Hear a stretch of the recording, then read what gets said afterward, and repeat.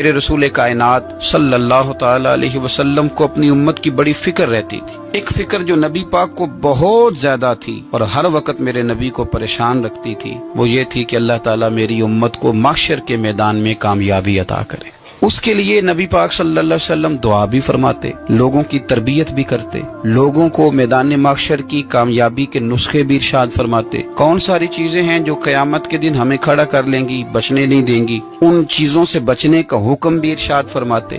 اور پھر سب سے بڑھ کر یہ کہ نبی پاک صلی اللہ تعالی علیہ وسلم بار بار جو حضور کو رب نے برکت والا وجود دیا تھا، جو نور والے کپڑے حضور پہنتے تھے، اور میرے محبوب کی جو دعاؤں کے اندر اللہ نے قبولیت رکھی تھی، وہ ساری چیزیں حضور امت کو دیتے